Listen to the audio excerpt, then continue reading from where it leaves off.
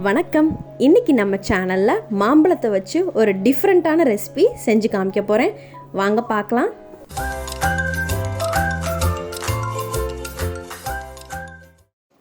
இன்றைக்கி மாம்பழத்தை வச்சு மோர் குழம்பு எப்படி பண்ணுறதுன்னு காமிக்க போகிறேன்.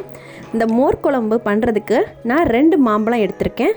மாம்பழம் ரெண்டையுமே தோல் உரித்து எடுத்து வச்சுருக்கேன். இப்போ இந்த மாம்பழத்தை ஓரளவுக்கு பெரிய பெரிய பீஸாக கட் பண்ணி எடுத்து வச்சுக்கோங்க. இந்த அளவுக்கு ஓரளவுக்கு பெரிய பெரிய பீஸாக இருக்குது பாருங்கள். இது மாதிரி கட் பண்ணி ஒரு பாத்திரத்தில் எடுத்து வச்சுக்கோங்க. இப்போ இதிலையே நம்ம 1/2 டீஸ்பூன் அளவுக்கு மஞ்சத்தூள் சேர்த்துக்கோங்க. இதோட தேவையான அளவு உப்பு. இப்போ இந்த மாம்பழம் வேக வைக்கிறதுக்கு தேவையான அளவுக்கு தண்ணி சேர்த்துக்கோங்க. இப்போ நம்ம தண்ணி ஊற்றினதுக்கப்புறம் மீடியம் ஃப்ளேமில் வச்சு நல்லா மாம்பழம் வேக வச்சுக்கலாம். இந்த மாம்பழம் வேகிறதுக்குள்ளே நம்ம மிக்சியில் என்னென்ன அரைக்கணுன்றதை வாங்க பார்க்கலாம்.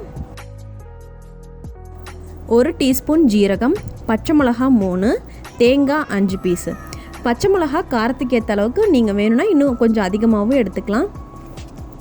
இது 3ஐயும் மிக்சியில் நல்லா நைஸாக கொஞ்சமாக தண்ணி ஊற்றி நல்லா நைஸாக அரைச்சிக்கோங்க. இப்போ பேஸ்ட்டு ரெடியாக இருக்குது.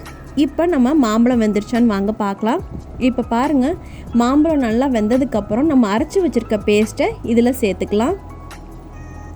இப்போ நம்ம அந்த அரைச்சி வச்ச பேஸ்ட்டு சேர்க்கும் போதே தேவையான அளவுக்கு கொஞ்சமாக தண்ணி ஊற்றிக்கலாம்.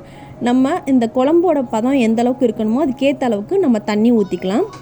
இப்போ இதில் நம்ம தயிர் சேர்க்க போகிறோம். இப்போ இதில் நான் 2 கப்பு தயிர் சேர்க்க போகிறேன். இப்போ மாம்பழம் நல்லா கொதித்ததுக்கப்புறம் நம்ம அரைச்சி வச்ச பேஸ்ட்டும் சேர்த்ததுக்கப்புறம் தயிர் நான் 2 கப்பு சேர்த்துக்கிறேன். தயிர் சேர்த்ததுக்கப்புறம் ரொம்ப நேரம் கொதிக்க வைக்க வேணாம், மீடியம் ஃப்ளேமில் வச்சுக்கோங்க. நல்லா ஒரு கொதி வந்ததுக்கப்புறம் நம்ம ஸ்டவ்வை சுவிட்ச் ஆஃப் பண்ணிடலாம். இந்த தயிரும் ஊற்றி குழம்பு கொதிக்கிறப்பயே கொஞ்சமாக கருவேப்பிலையும் சேர்த்துக்கோங்க.